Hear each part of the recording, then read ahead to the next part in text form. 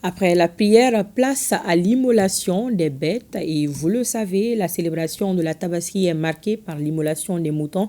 Comme chaque année, beaucoup s'improvisent boucher à cette occasion dans nos familles.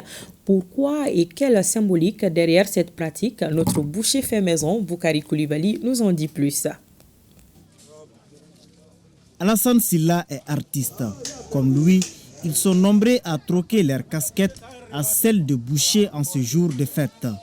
Couteau et hache à la main, ils dépècent, découpent, cassent et classent la viande.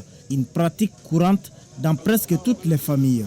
Nous avons été initiés à cette pratique depuis le bas âge. Et aujourd'hui, nous sommes capables de dépecer les animaux sans l'aide de quelqu'un. C'est à cause du manque de bouchers professionnels que nous-mêmes sommes devenus bouchers aujourd'hui. Beaucoup de bouchers professionnels sont partis au village pour la fête et d'autres ont des occupations.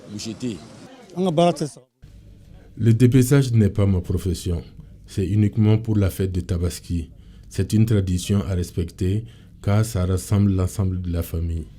Quant à la famille Ba, elle a eu recours au service d'un boucher professionnel. Nous pouvons immoler jusqu'à 10 moutons les jours de la fête de Tabaski.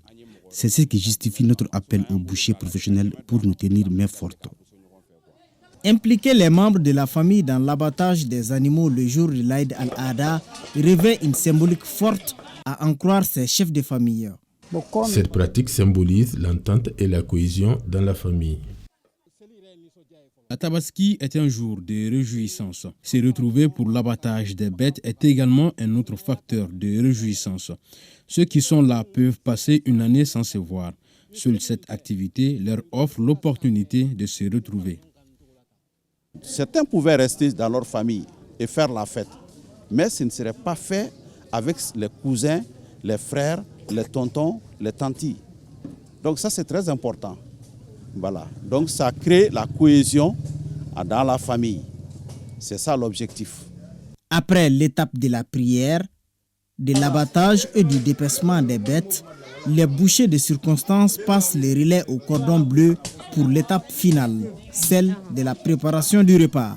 Avant cela, nos amis bouchers continuent de plus belle leur mission du jour dans une effervescence tous azimuts.